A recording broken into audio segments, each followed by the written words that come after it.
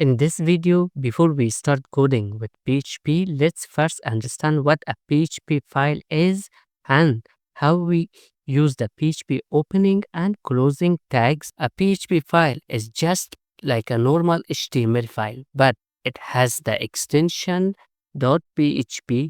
This tells the server that the file may contain PHP code that needs to be processed before sending it to the browser.